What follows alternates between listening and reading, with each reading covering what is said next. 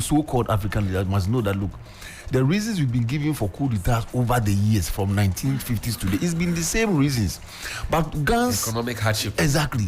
Guns don't solve those problems. Because, look, when we are busy destroying what we have here, children in China are learning about quantum physics, they are designing things, and then we'll use the little money we have here that we get from them anyway to go and buy. So we are impoverishing ourselves. Over the years, when you come to the streets of Accra, you see these Malians, Nigerians, and all those.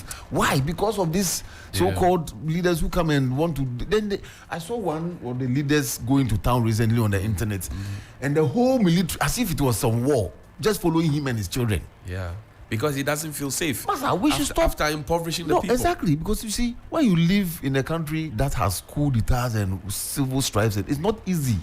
And it's always the children and the women who suffer. These men, and look, in this country, all those who embarked on these coup d'etats, mention their names and look at where their families are today. Yeah. The Rawlins's children, where are they?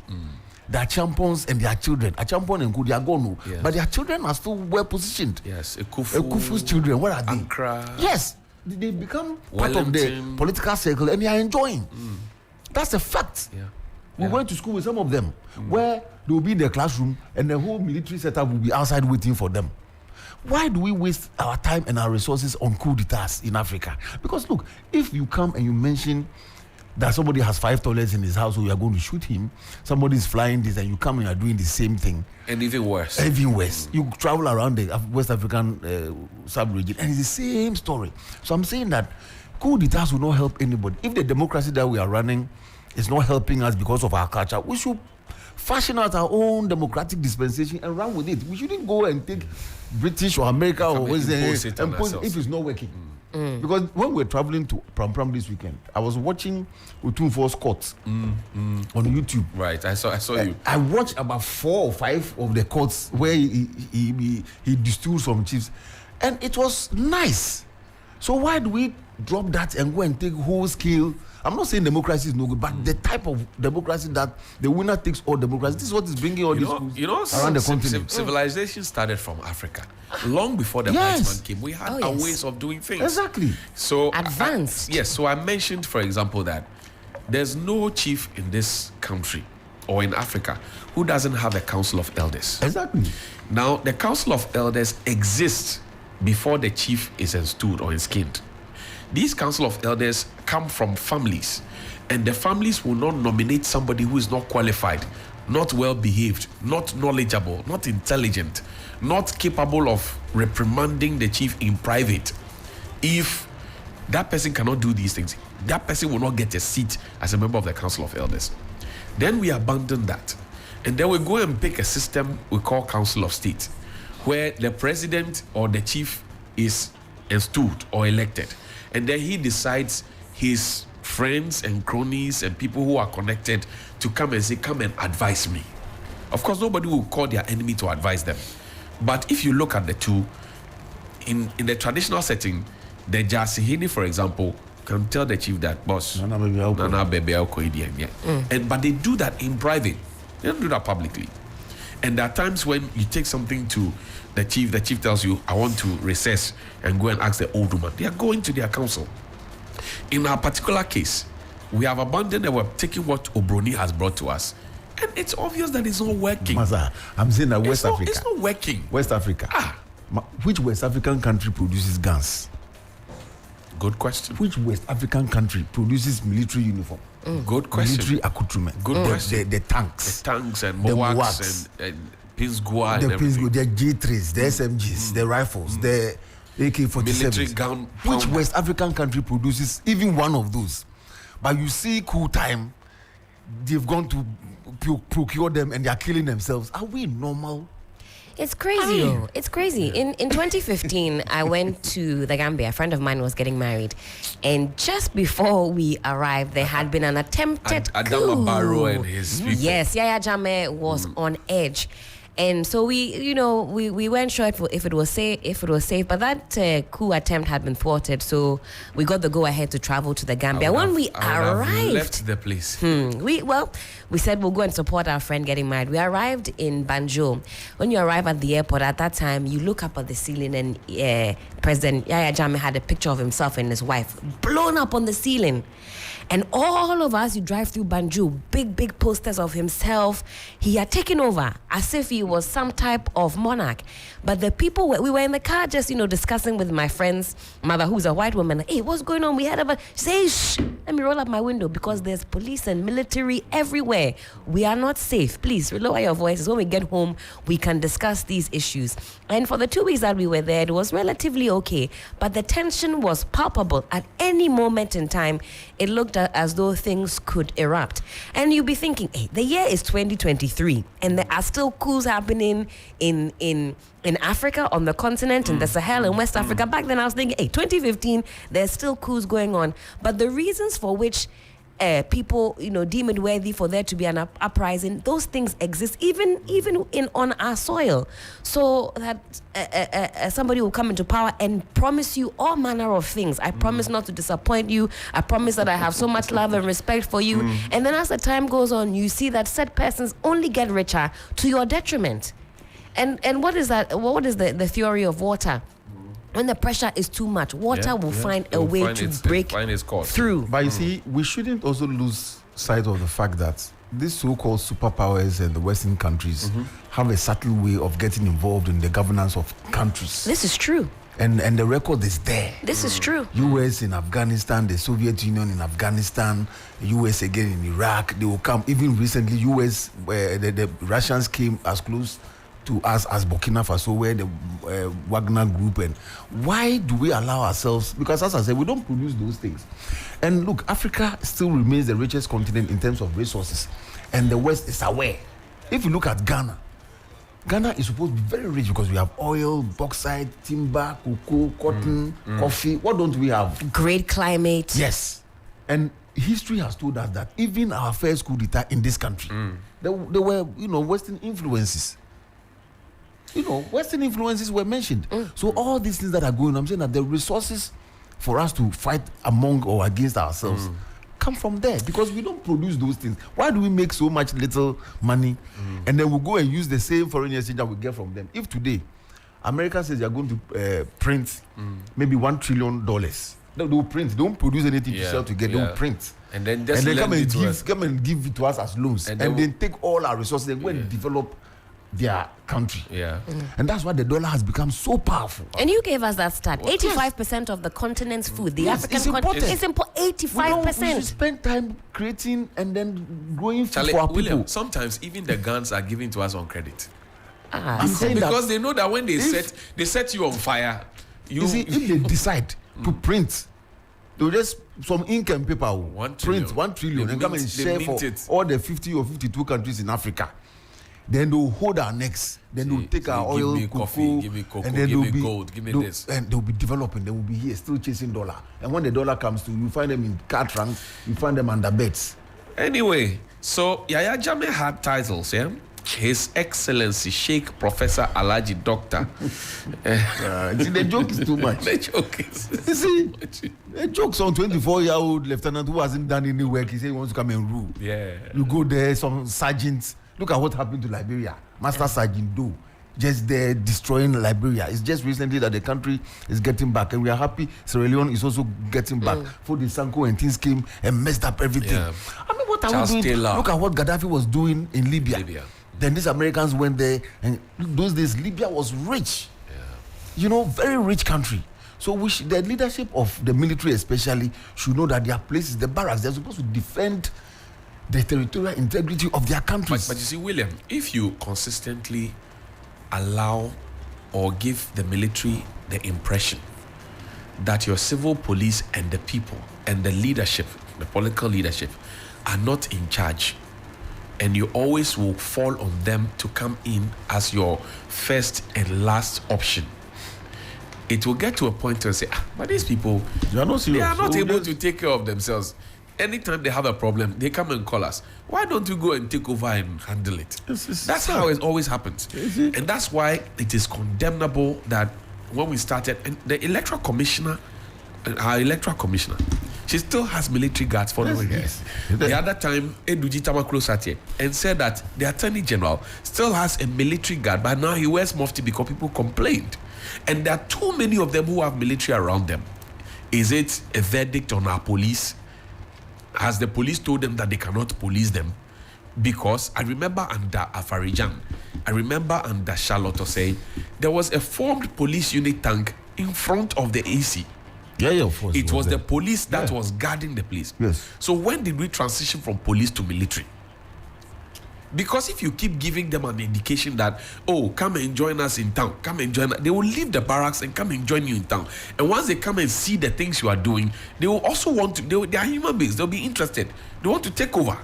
You see, that's the conversation. They will want to take over. That brings up all this coup mentality when politicians, and that's why the story has been the same since this coup started, that the civilian administration is corrupt. Members of the government are corrupt because we hear big money flying around, whether legitimately acquired or made. We don't know. We just hear the money's flying around, and the military. Sometimes when you go to the barracks, especially the police, in our history, we've also known that the police police officers have also been involved in coups. You know, is it Mr. Halley and Co. They were police officers. Halley, yeah. So Halley I'm saying that General Ankra. So I'm saying that if the security services are not taken care of, they have direct access to the guns. And that's why for a long time you go to GBC and you see the soldiers guarding there. Yeah. Because people will just walk in there and declare, take over the country from GBC. Yeah. I'm saying that if the politicians continue to do what they are doing, living large, it gets to a point that it may not be a coup d'etat, but be a revolt. This is what the security minister has said himself. That the youth unemployment is very explosive. Okay, now a friend of mine, a senior friend of mine, Kwame Ejia Santi, sends this one. It says, "Good morning, Johnny. I should think the fear factor of your headmasters is gone. We know tutors can't cane, and that's the point. All over exposure to information influence behavior negatively or positively, especially when ability to process it is difficult.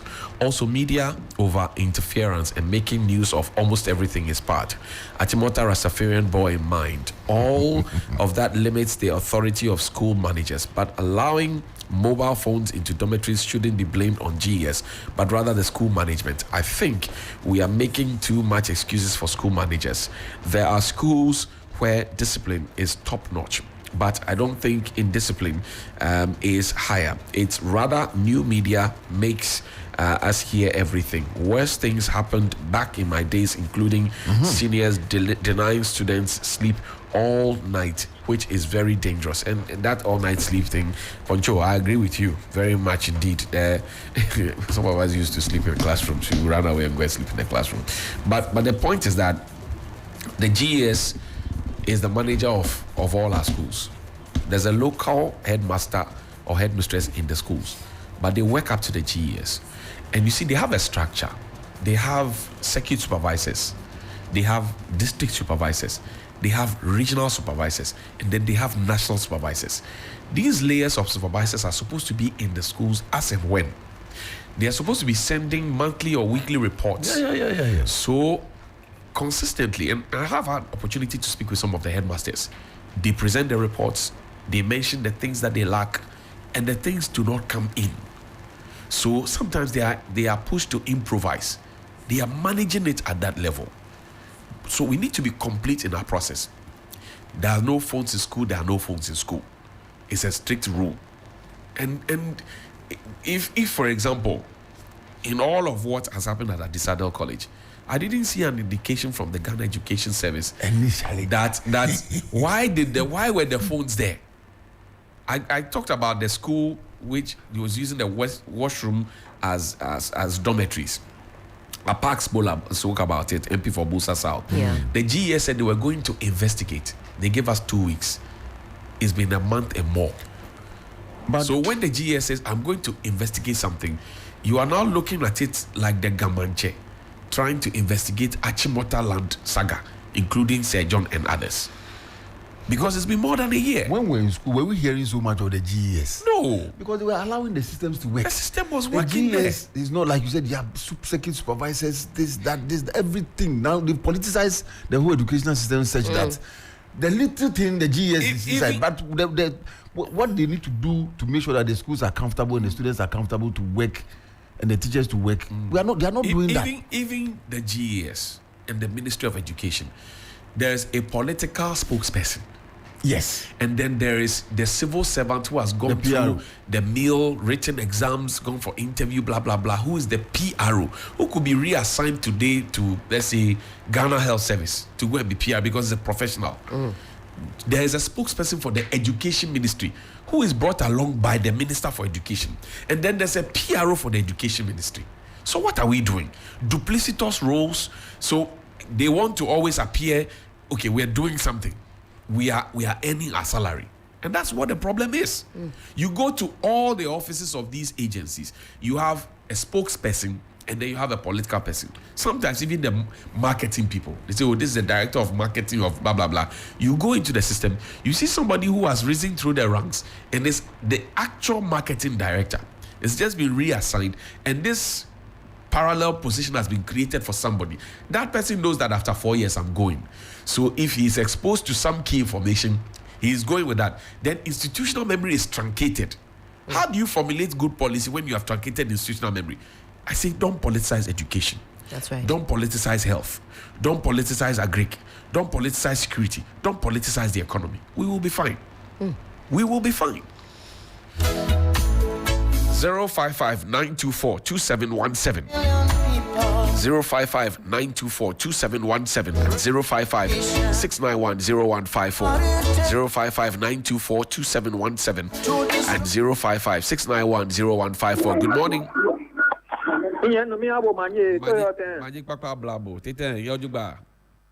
Oh, you more near Shafio, be or she done no work about Hanun Cho. Even Fabiane.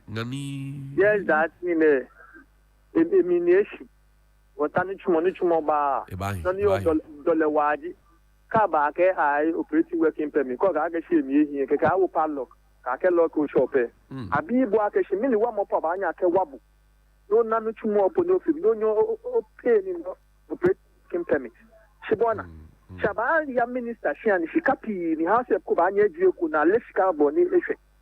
Ona, Kafimusu Shami, Boka Papaku, Woman Yoni. The Kemusu Shami, Kakin Tati Bahami, Okana Papa, touch all the thing, Boka. Reverend Professor Mate, is that what you're talking about? Oh, hey, it's sad. The Kemusu Shami. Is this here around? Better than me, Emusu Ledon. Do you remember? The chairman general, I think if you told that down, NPP are going to what? 17 criminals. Then they will come out with what? The biggest criminal. That was his opinion. It was an unfortunate comment he made, if you ask me. Are they not proving it? Don't we have the biggest criminal now? Don't we have? Johnny, it's a prophecy the man said, 17 criminals. They will come out with the biggest criminal. We thought the man was lying. It is only, what do we see now? It is only a court. It is only a court that can pronounce somebody a criminal. Oh, but Charlie, can you money? Okay, thank you. It's sad. And again, 10 criminals again, they are about to what? They will go and come out with the 5. And apart from the 5, they will let another criminal again. That is not fair. That is not fair. It's not fair. Good morning. Hello, good morning. Morning, sir. How are you? Yeah, thank you very much, yes, my brother. Right. You know, you make a very, very germane and so relevant point this morning that I want to re-emphasize.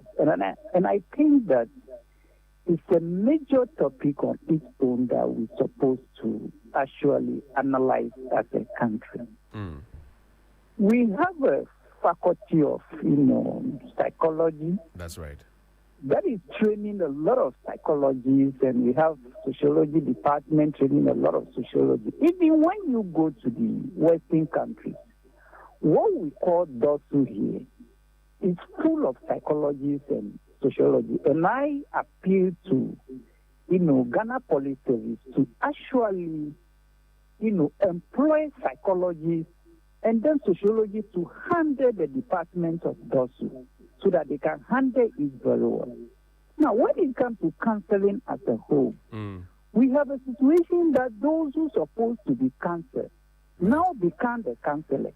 And FM stations as well as TV stations have given opportunity to these guys going around, wandering from one radio station to another, labeling themselves as a psychologist, a sociologist, and then counseling. And some of them are not able to produce their certificate to these radio stations and television stations. And it's becoming unbecoming. There is one guy called Lutros or whatever, and he always contradicts himself, and some of the things that he normally regurgitates. I don't even think someone who is rationally and objectively minded person will even make those statements. How can you say that rapists enjoy? Those who believe that they do rape enjoy, the sex. How can you be making those kind of statements in the public television as well as radio? So this statement that you have articulated this morning is so germane, so relevant that we need to have an ample time to demystify and disintegrate it. Thank you. Now, coming back to... quickly, there's another on the other line, so quickly. Hello? Yes, quickly. Yes, there's another person on the other line, so you keep it short for me, please. Oh, yes. I think that Baumia is the only candidate that has not qualified among all the 10 because... Oh, why do you say that? Yes, my brother, I am a foundation member of the New Patriotic Party. And the kind of opportunity that we gave Baumia, we never give it to anybody in the party. We will have a situation that a whole forum will be organized, and Baumia will be the only principal speaker. And look at some of the things that he said, some of the insults. He even brought the word incompetent, insulting, Mahama left and right, made all kind of scandalous, victimize him, vilify him, and then said a whole lot of things. Now we have given you opportunity to be the chairman of economic management team. Look at the CD. Look at all our economic indicators. Look at the conditions, the astronomical, monumental, and prodigious poverty rate in Ghana. People are living in excruciating poverty. How can we allow such a person to become Let's make space for others to also come in. Thank you very much. We're grateful. Good morning. Good morning. Yes, sir. Sorry for holding you on for a long time. No problem. Right. Yes, sir, boss. Migrating to Helen Chief. Okay. Go ahead. How are you? I'm greater than Accra. Talk to me. Yeah, okay. Thank. Do you know something? You see, in life, if something is free, do you know that thing don't have value? Oh, how? You don't know? No, tell me, explain. Do you know that when you are there, I'm dashing you that everything free, and I'm not teaching you what I'm doing before get that thing. You know, they don't have value. Because, see, they say free education. Somebody can take aggregate 45, 54 to go at this other college. Somebody can take See, that's why. Because if the guy who do that thing, you understand me, know what he's going to do in school, or in mother pay school fees, plenty money. So, oh, my son or my daughter, go to school and learn. He's not going to support to do that thing. You understand me? Okay, I hear you. Because it's a free. Go there, go and do anything free you want. You understand me? That's why our education system is poor. The system is not working. Do you get me? Go there. See, people who get 54, 36, whatever, and go to school free, everybody should go. That's what that is going to happen in Ghana. Because we are in Ghana. Okay. You understand? That's the politician. This free education is to this, our president bring it. Is let everything is poor. The system is not working. Okay. Thank you very much. Grateful. That is the only problem. Thank you very much. Thank you very much. Good morning. Assalamu alaikum wa rahmatullah. Wa alaikum salam wa barakatuh, Kosami. How are you? Oh, that's fine. Yeah, talk to me. My regard to we and the English one. Right. I think we were discussing something very, very educative and very pushful that they have to take it up and look at how we can solve those issues. Going on, I think my brother Robert is right. Johnny, look at yesterday into Baumia and National Department. I didn't go there to say. I think because there is ECG to know what. The mobilize revenue. When ECG are under threat. Today, the IPPs are going to meeting. As plans to take to school to recoup their money. And you are there, I mean, not telling the true nature of the issues, and you are just trying to make propaganda of it, make jokes of it. That's unfortunate. And going into this military coup that we are talking about. Right. I think the Niger one I heard is a presidential guard. Presidential guard. Yes. That's in Niger. That's right. Yeah. That's what our leaders must learn. And at a point, somehow I a little bit disagree with you about this military. If we talk about a champion, we talk about a Greek. Operation Feed Yourself. That's right. What's under a champion? What happens to it? If you come to it, national education and rural education to make sure the common Ghanaians will have access to electricity was put up by this military man. All the polytechnics, 9 regions, but then 9 regions don't have polytechnics, but put up by this military man. We moved from sitting from Watonchini. You remember Watonchini?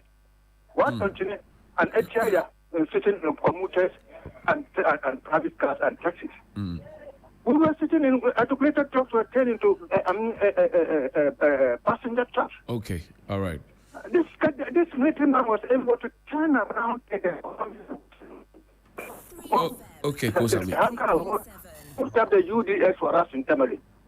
Have a blessed morning. Thank you, Kosami. Kosami makes a strong case for military leadership. But we find ourselves in a democracy. That's what we have. Okay.